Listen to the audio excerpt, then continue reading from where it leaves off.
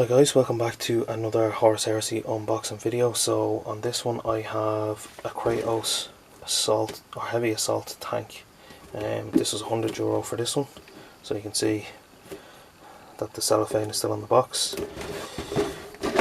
We flip it over, we have a version of it with the meanest looking assault ramp, or it's not an assault ramp, dozer blade I've ever seen, and there's 3 different versions. So we have what's basically our standard assault tank barrel, we have the turret mounted Volkite Cardinal, and then we have the turret mounted melted blast gun. Now I don't know if it's just a picture or the way it's painted or what the story is, but this thing here looks like it's out at an angle. I don't know if that's popped out or if that's the way it's meant to be. We also have pictures of the sponson mounted Volkite culverins and the heavy bolters, and then on this build here he has last cannons. Then obviously you get your Sons of Horus and Imperial Fist transfers, and just the paints used in painting up a Sons of Horus or Imperial Fist tank. Now mine will be Blood Angels, so I'm going to rip this off and have a look at the sprues inside. Okay guys, I haven't actually taken it out yet, I've just opened the box, so first, holy moly, that is a big piece of sprue. Okay. Right, so just to show you how big this actually is, I'm grabbing a standard pot of GW paint, and that is fitting inside that hole. So this is going to be a big tank. Okay, so I'm presuming that this section here is the main turret mount, so it can rotate, which is very nice. We have some smokestacks here. So I think they're actually similar to the way they are on the so I'm going to say Land Raider, the Spartan assault tank. Hatch covers, more smokestacks.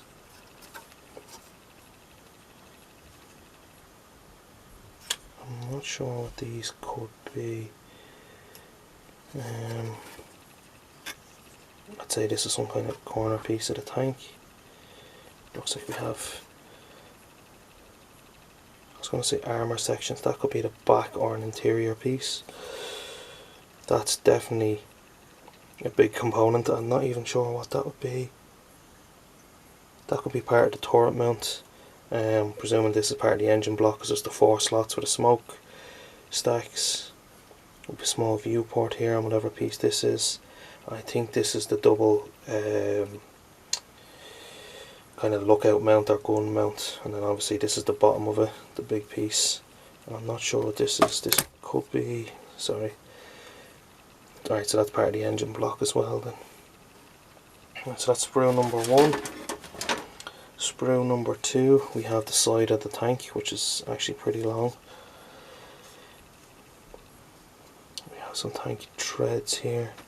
We have a small Volkite gun, more tanks. The last cannon, what looks like either, yeah, that's an auto cannon. More kind of corner pieces now, unless they're something to do with mounting tracks onto. With a really long, nice piece of track there. Should be good to get some weathering on. I presume these 2 pieces here are like the front corners of, I was going to say the assault ramp again, the dozer blade. We have a heavy bolter here, same tank track kind of setup again. More dozer blade sections by the looks of it. Not sure what that is. That one, I don't know what that is. So that's sprue number 2. Sprue number 3 is the weapon sprue, and holy god, look at the size of that battle cannon. That's the same length as my hand nearly. This is obviously the bottom plate for the turret mount. That's the top of the turret, I imagine, so we can put like a pintle mounted weapon up here. We have the weapon mount in there. Now from what I've seen from some of the YouTubers that have done this, you don't actually have to glue this, the cover onto this section, and you can pop the weapons in and out, which is definitely what I'll be doing. Some sort of ring probably goes up on this section here, just so we can add in pintle mounted weapons. Right, so I'm going to imagine these are the different back pieces for the different weapons. So you'll have your assault cannon, your melted lance, whatever it is, and the Volkite cardinal. So we some cabling, some different armor components here. I'm presuming this is part of a power pack for something. This is probably the biggest melta I've ever held in my hand. It looks absolutely awesome. Yeah, no, it's okay, I see what it is now. So this is the bit I was looking at on the picture. It's not bent out of shape, it's just angled inward, so the way the picture was taken, it just looked weird. This is definitely stolen off a Tau Storm Surge. More cabling, another auto gun, and then there's the other half of the melta lance there. Now this small piece here, I presume is going to clip onto the side of the main turret gun, just to build out the rounded shape of it. I'm presuming that's the melta thing based on 40k models I've built. I'll just stick a generic one on the back of it, whatever I think looks coolest, just so I can pop the weapons in and out. Sprue number 4 is just the same as before. Side of the tank, the tracks, obviously the other sections of the dozer blade. So judging by that, I'd say these sections here are used to space it out to build up the structure of it.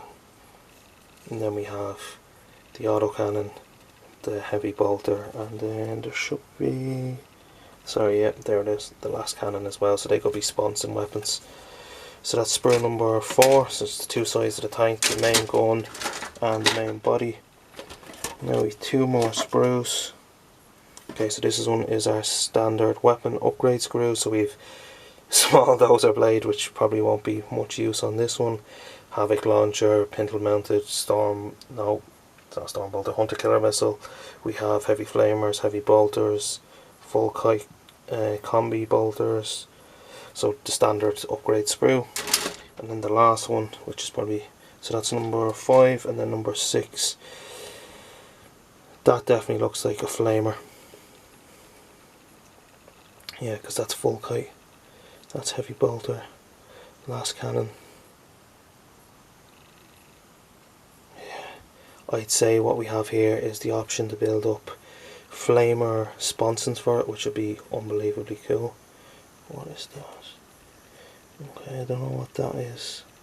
Must be something to do to get the weapons to, or a piece to include to get the weapons to pivot. The last cannon barrels. They're obviously heavy bolter ammunition drums. And we have the heavy bolter casings there. I love the full kite weapons, they just look so cool. Focus. Yeah, that's awesome. I'd say that's something to do with the flamer build, this section here. Then the usual transfers and then the instructions. Yeah, so that is for the all them kind of pyramid triangular sections are to build up the dozer blade. Cool, I'm going to go and get this built and we'll come back and have a look at it then.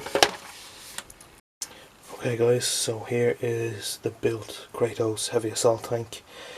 I went with last cannon sponsons, auto cannons for the hull mounted guns and the turret mounted gun, and then what we have here is the giant melta gun. I can't even remember the name of it.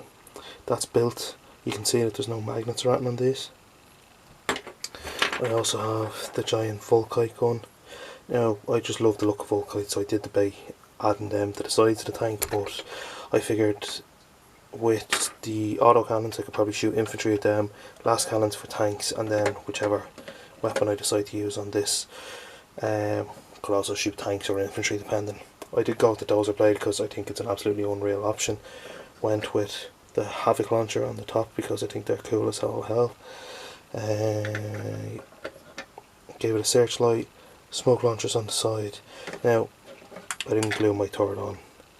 Okay, so these two hatches here, the hull hatches, right, they look exactly identical to the ones where you can normally put like a Space Marine or a pintle mounted weapon or something like that. With the way this is built, there's actually a peg on the back of this here which slides into a hole in the hull itself, so it doesn't actually give you the option to build weapon mounts onto this, because if we pull this back over and stick it on, the weapons would actually get in the way of this thing turning around.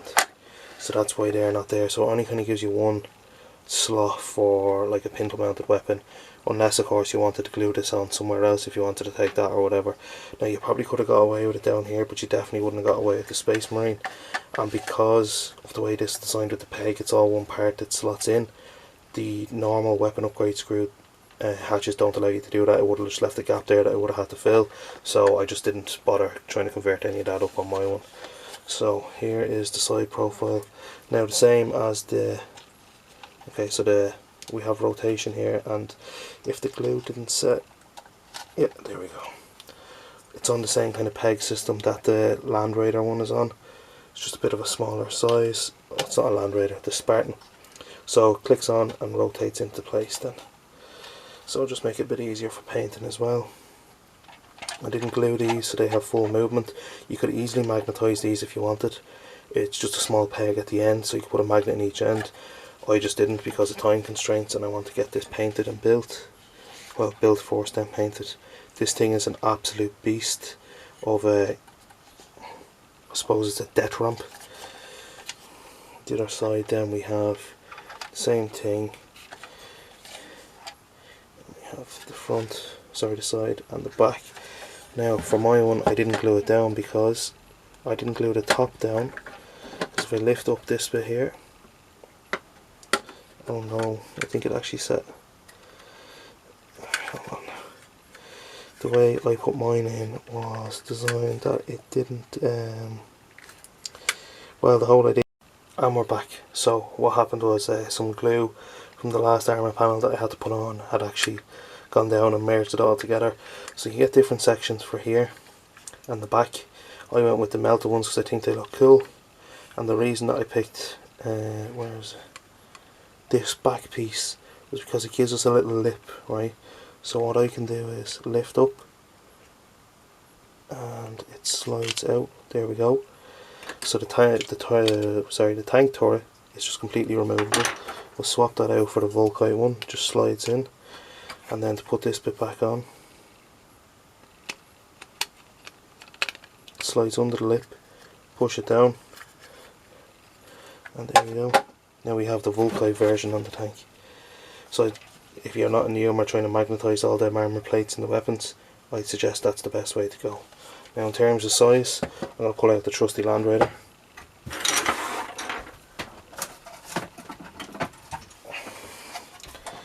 So there's your Land Raider. I'll just pull this a little bit forward, try and get it all into shot. So there's your Land Raider. So it's longer than the Land Raider. It's definitely wider, and it's 100%. I was going to say taller, but it actually looks similar enough in height.